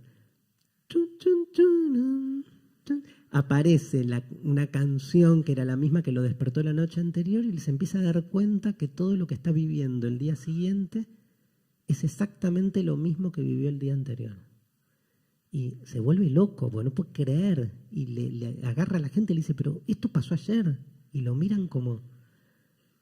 Termina ese día, él trata como cree que es todo un sueño, quiere salirse y al tercer día le pasa lo mismo. Casi 2 años está condenado a vivir el mismo día. ¿Saben por qué sé que son casi 2 años? Porque, nada, en ciertas situaciones que no vale la pena especificar, me tomé el trabajo de contar cuántos supuestamente fueron los días que pasaron por distintas señales que habían en la película. Y bueno, yo estaba muy al pedo, evidentemente, pero llegué a la conclusión, junto con un agente, que eran 2 años. Ahora, en esos 2 años el tipo va cambiando, porque va repitiendo lo mismo y al repetir lo mismo, de algún modo va transformando su propia conducta. Si vos sabés que a la mañana va a sonar siempre la misma música, o el café siempre va a estar caliente, te relacionás distinto con eso. ¿Por qué? Porque prevés. Más después de 2 años. Donde todos los días piensen que este día de hoy, por ejemplo, ¿recuerdan cómo empezó? Piensen si están condenados a repetir siempre este mismo día. Nos vamos a ver siempre acá, todos los días. Está bueno, podríamos estar en... Igual podría haber sido nada. O sea, ¿cómo debería ser el día que me gustaría que se repitiese eternamente? Y eso es lo que propone Nietzsche en realidad. La teoría del eterno retorno de lo mismo no es como una descripción del funcionamiento del tiempo. Es al revés, es como una propuesta ética, casi una advertencia, casi como una proclama. El peso más pesado, dice Nietzsche, me corro un poco de del Zaratustra y me voy, como siempre, a la Gaia Ciencia, que fue escrito en paralelo y que comparten mucho. ¿Qué pasaría si de día o de noche un demonio te siguiese una vez a la más solitaria de tus soledades y te dijese lo siguiente? Esta vida, tal como tú la vives actualmente, tal como tú la has vivido, ¿será necesario que la revivas todavía una vez, una cantidad innumerable de veces, y no habrá en ella nada nuevo? Al contrario, es forzoso que cada dolor y cada alegría, cada pensamiento y cada suspiro, todo lo infinitamente grande y lo infinitamente pequeño de tu vida retornen para ti, y todo en la misma sucesión y el mismo orden. Y también esta araña, y este claro de luna entre los árboles, y también este instante, y también yo mismo. El eterno arenal de la existencia retornará siempre de nuevo, y tú con él, polvo del polvo. Si así fuera, ¿no te echarías al suelo rechinando los dientes y maldecirías al demonio por hablarte así? ¿O al revés? ¿No pensarías que has vivido ya un instante prodigioso en que le responderías: gracias, tú eres un Dios, pues jamás he oído cosa tan divina? ¿Qué harías? ¿Putearías o agradecerías? ¿No? Es como la pregunta. Si este pensamiento se hiciese dueño de ti tal como eres, y acá está la clave, te transformaría. Quizás, dice siempre Nietzsche, pero quizás te anonadaría también. O te emanciparía, o te transformaría, o te dejaría hecho un pelotudo, básicamente. La pregunta, ¿quieres esto por una vez aún y una cantidad innumerable de veces en todo y para todo? Pesaría sobre todas tus acciones como un peso formidable. O al revés, ¿cómo será forzoso para ti amar tu propia vida y que te ames a ti mismo tanto para no desear otra cosa que esta suprema y eterna confirmación? ¿No? Como el dispositivo obliga a la pregunta: ¿esto que vivimos hasta ahora, que es nuestra vida, les gustaría que se repita eternamente? No, no, no, no, no, no. ¿Y entonces por qué así? ¿Por qué así? Esa es la pregunta. Preguntate, dice, ¿no? Nietzsche, como una especie de pastor evangélico de la televisión. Preguntate, ¿cómo has vivido tu vida hasta ahora? ¿Qué pasaría si viniese un demonio y te diría: esta vida va a repetir eternamente la misma? Entonces, ¿por qué es una provocación ética? Porque lo que exige es que uno, ante esa pregunta, como que uno bucease en su propia existencia y viera qué mierda está haciendo de su vida, básicamente. Porque si la vida se va a repetir eternamente, eso significa, ¿no? Tantas cosas. ¿Seríamos hinchas del mismo club de fútbol? No. Ya sé que te van a decir: sí, se cambia de todo menos de la camiseta. Pero si eternamente, o sea, eternamente, que te ganen como te ganan en el último minuto y esas cosas, hubieras estudiado lo que estudiaste. ¿Le hubieras dicho que no a esa persona en ese momento totalmente convencido o convencida de tu decisión? Momento que el resto de tu vida tratás de superar con un par de vodkas cada vez que te acordás la cagada de tu vida por cagón o pelotudo.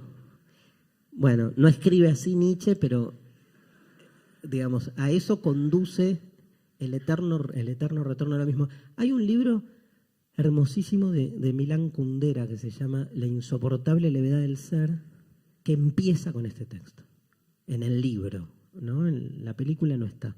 Está buena la película también, pero el libro Kundera retoma esta idea, ¿no? Y de hecho se trata también de decisiones vinculares. Uno lo lleva a lo vincular, pero más allá de lo vincular, decisiones que se toman en función de esta propuesta.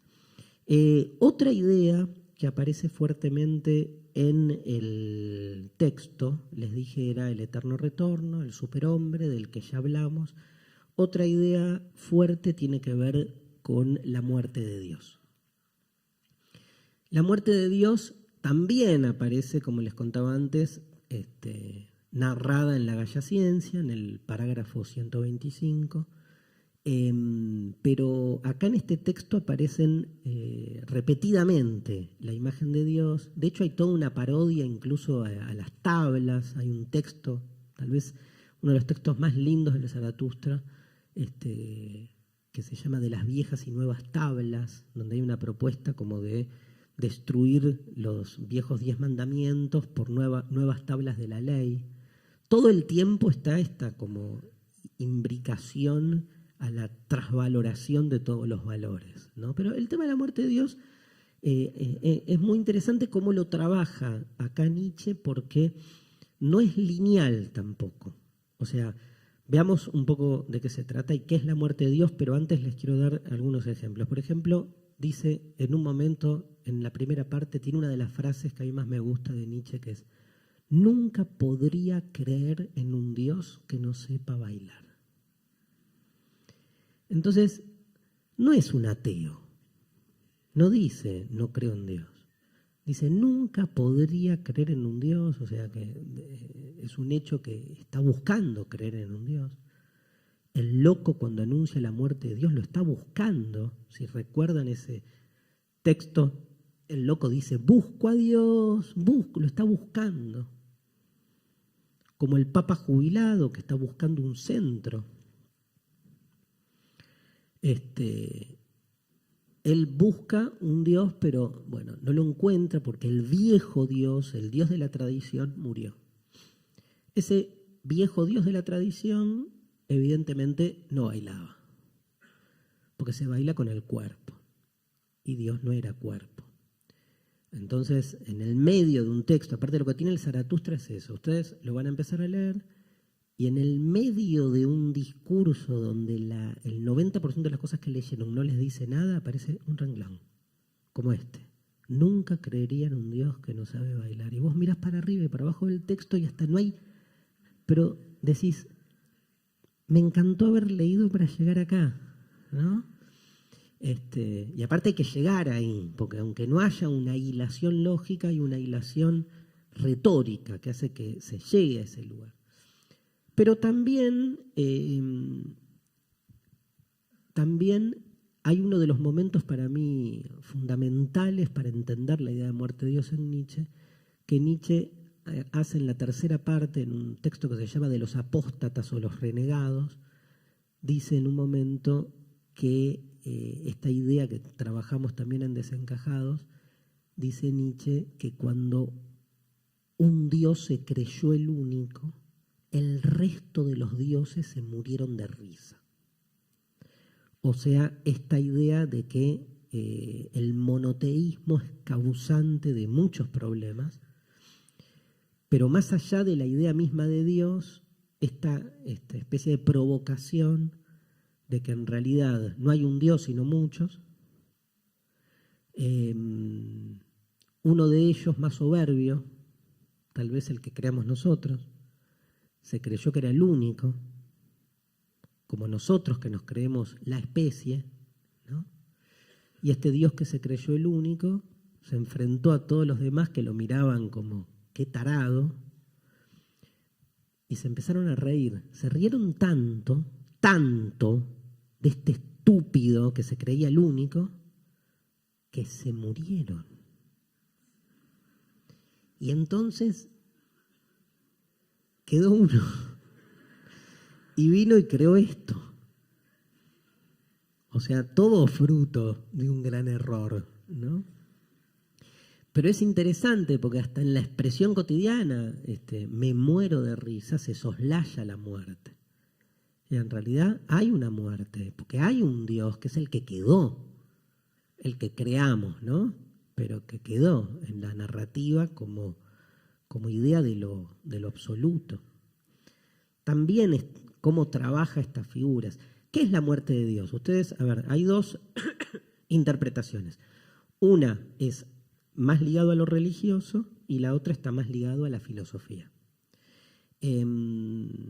Porque hay también una pelea de Nietzsche contra la religión, evidentemente, entonces en la muerte de Dios también hay como un palo a la institución religiosa y sus metáforas. Pero en el fondo, el concepto de muerte de Dios excede lo religioso. O sea, la muerte de Dios es la muerte de la verdad, es la muerte del orden, es el poder pensar la realidad no desde principios ordenatorios y hegemónicos que le dan sentido en términos económicos y administrativos a todo.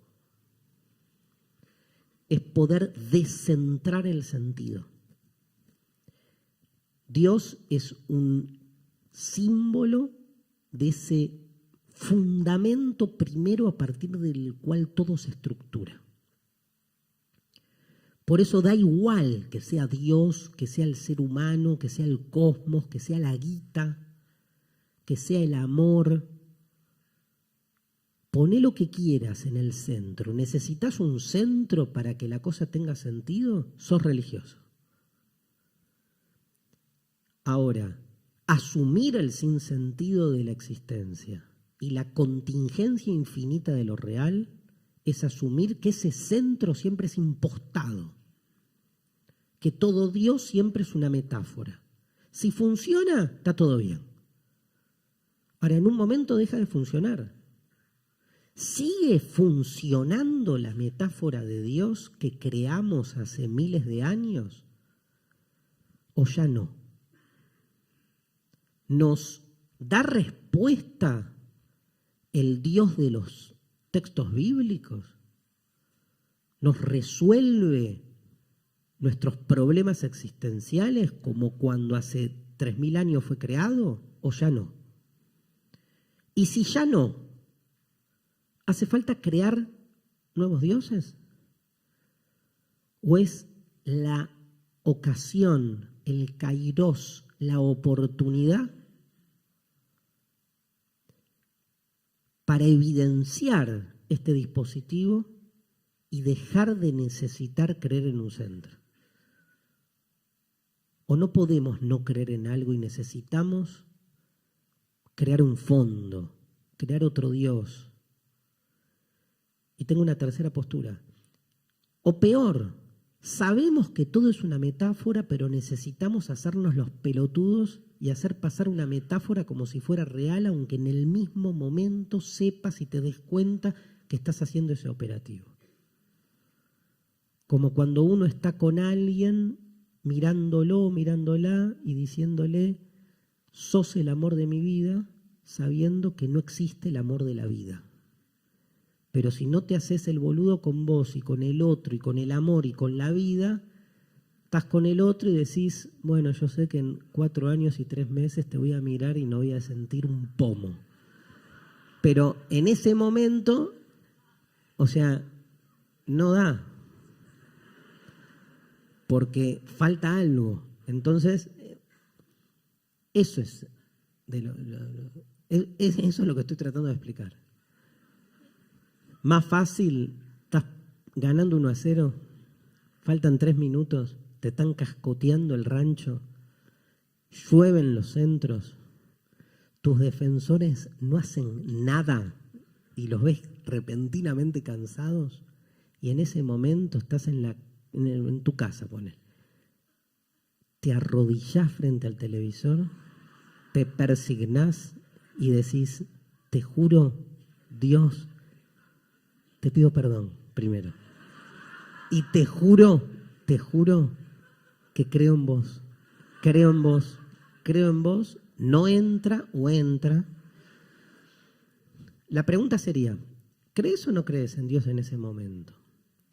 Digamos, la respuesta binaria es, sí, se convirtió. El fútbol todo lo puede. Entonces se convirtió en ese momento y pasó a creer en Dios. La otra respuesta sería la negativa, decir, no, o sea, está haciendo toda esta especie de tramoya de autoengaño, ¿no? La posverdad en el fútbol, o sea, uno se autoengaña a sí mismo, se miente a sí mismo, porque está desesperado porque le están por empatar. O, a mí me gusta la tercera posición. Yo siempre voy con la tercera posición. Que es, en este caso sería un poco y un poco. Es una mezcla, o sea, no creo en Dios, pero en este momento sí creo. O sea, no es que en este momento no creo. Creo, tiene valor esa creencia. Bátimo, en un libro que se llama Creer que se cree, habla del medio creyente. Buscando porque no es que no me pasa nada. En ese momento, obvio que no, Dios no es ni Jesús, ni la iglesia, ni la sinagoga. Pero le estoy pidiendo a algo que suceda algo. O sea, hay algo de religioso en eso. Ahora, evidentemente, esa religiosidad es pragmática. ¿Y cuál no? Porque si no es como... otra manera de resolverlo es con la figura del como si, ¿no? O sea, hago como si Dios existiera y me creo, ¿no? El como si, siempre, hacemos todo como si, ¿no? En el amor ni hablar. Hago como si fueras el amor de mi vida, ¿no? Es la misma lógica. Pero son formas como de salirse del binario. Entonces, en este sentido, la muerte de Dios, lo que de algún modo nos lleva Nietzsche a pensar es si la metáfora del Dios tradicional todavía sigue vigente. ¿Por qué? Porque en la idea de verdad como metáfora que trabaja Nietzsche, piensen que para Nietzsche toda verdad es una metáfora que se impone como si fuese una certeza, desmetaforizándose. O sea, si una verdad es una metáfora, significa que en el momento en que la asumimos como tal, deja de tener efectividad. Va de nuevo, si una verdad es una metáfora, no podemos nunca darnos cuenta de eso, porque entonces no está funcionando. ¿Qué significa que una verdad es una metáfora? Significa que la verdad no es la verdad, sino que es una interpretación de la verdad que se impone como si fuese la verdadera.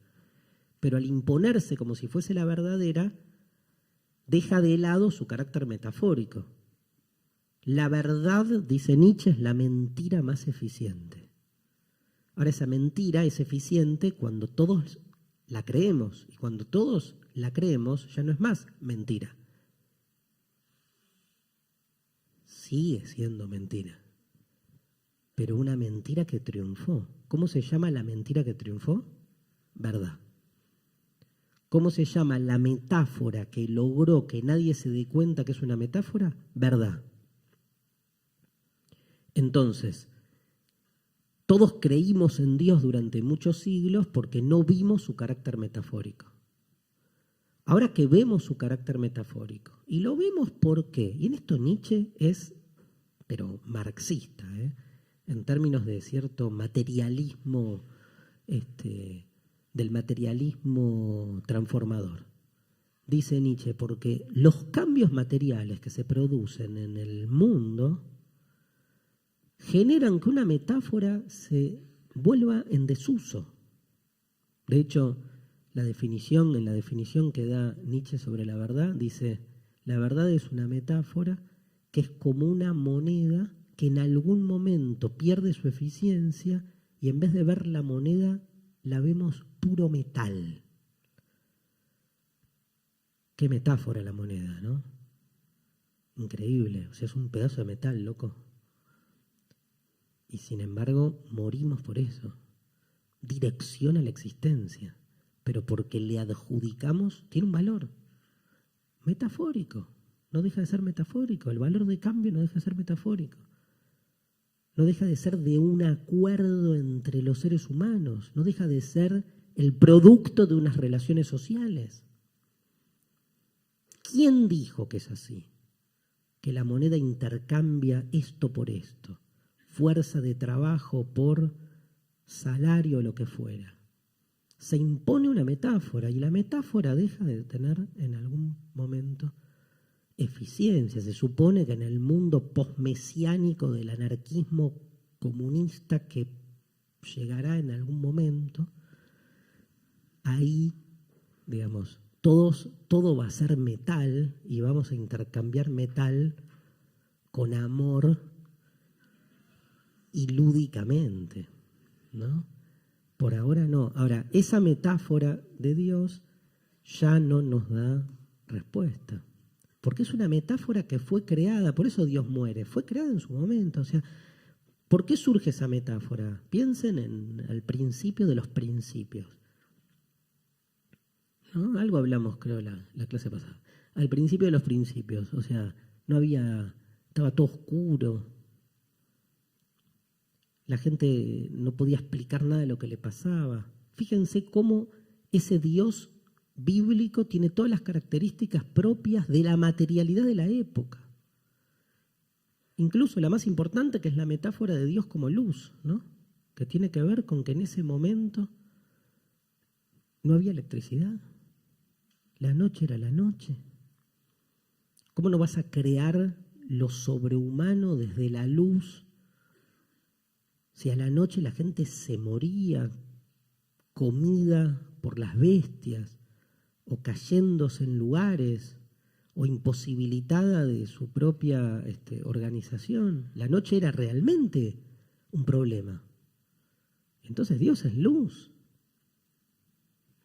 Ahora, ¿hoy tiene sentido seguir pensando a Dios como luz cuando la electricidad ya ha mutado y ha hecho totalmente, ha transformado nuestra calidad de vida, nuestra relación, digamos, con la existencia en términos de día y de noche? Por ahí sigue siendo necesario pensar a Dios como luz en la medida en que se siga aumentando la tarifa de luz, ¿no? Entonces, o sea, además de todo, nos promueven en un retorno a la religiosidad. O sea, nos han vencido, claramente. Miren, uso claramente como metáfora del esclarecimiento, que es la metáfora de la iluminación interior, que es que entendí. ¿Por qué mierda entendí? Significa me iluminé. Si yo entiendo cuando está todo oscuro, si yo entiendo en lo difuso, en lo ambiguo, y no en el ordenamiento que promueve la luz. Miren el rol de esa metáfora. Y lo oscuro es lo negro, la carencia, los negros.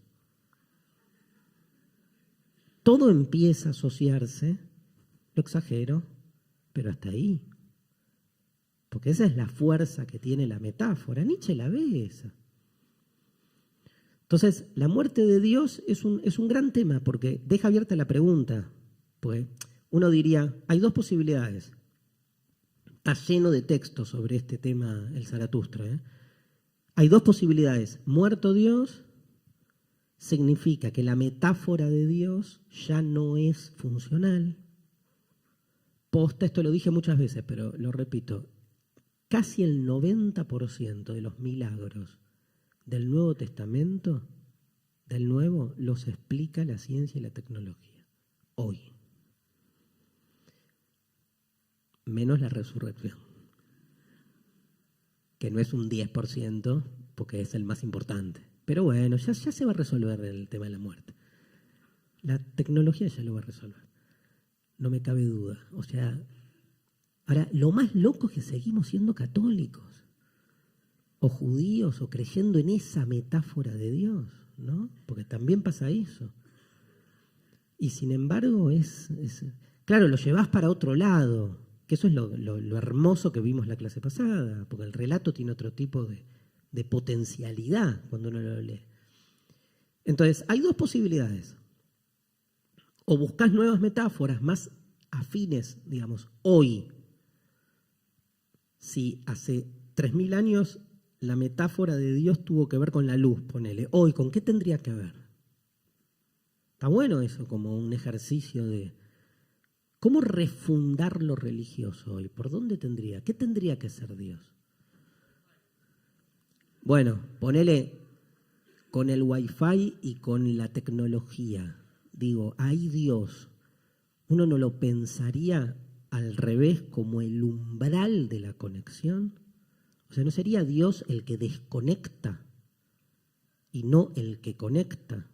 Pero entonces el Dios de hoy es un Dios que tiene como rol conectar sentido, digamos, contestar, brindar sentido, dar certeza, o el mundo de hoy es un mundo plagado de certezas, y entonces la metáfora de Dios que más garpa hoy es al revés, un Dios revolucionario. Es el que viene a insistir que la conexión absoluta no existe, que siempre falta algo igual, que todos los manuales de instrucciones que nos dan para operar en el mundo de hoy, en el fondo sucumben. Otra metafórica de lo divino. Un Dios que abre, no que cierra, por ejemplo. Pero eso ya es eso es Zaratustra, es empezar a pensar lo poshumano desde un lugar completamente diferente. La otra forma, que a mí me gusta más, es esto que les decía antes, es como se hace consciente el recurso. O sea, nos dimos cuenta que todo es metáfora, entonces ya está. No puedo seguir creyendo, no es que tengo que buscar una nueva metáfora, no, porque sé que estoy buscando mentirme a mí mismo. Y ya me miento a mí mismo en otros ámbitos, como para además mentirme a mí mismo sobre el origen y el porqué de las cosas, ¿no? Entonces es como empezar, ahí sí es cambiar el switch y asumir que va por otro lado. Voy terminando, ya es la hora, otros temas capitales que hay. Uno de ellos es la cuestión de la amistad.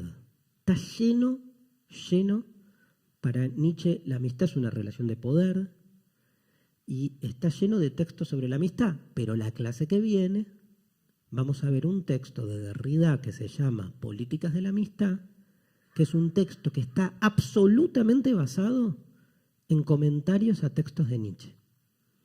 Con lo cual vamos a retomar este tema y por eso no hablé de la amistad hoy, porque lo dejamos entero para la clase de Derrida, que es bellísimo. Y el otro tema del que no hablé, que tiene mucha presencia en el Zaratustra, que lo mencioné, voy a tratar de meterlo en alguna clase, seguramente en la de Preciado, la de Paul Beatriz Preciado, que es la cuestión animal. Zaratustra está lleno de animales, y lo animal también en este tránsito de lo humano hacia no se sabe dónde, representa lo animal una figura clave, ese animal que se supone que está fuera de nosotros, pero también adentro, ¿no? Esa frontera con lo animal que uno siempre coloca de modo exterior hasta que se da cuenta que hasta tradicionalmente siempre hablamos de nosotros mismos como animales racionales o animales políticos, y esa domesticación del otro animal se vuelve una domesticación de uno mismo. Temas que vamos a ver después, pero me parece que con esto hemos presentado el Zaratustra para que ustedes puedan acceder a él y lo lean. Muchísimas gracias a todos.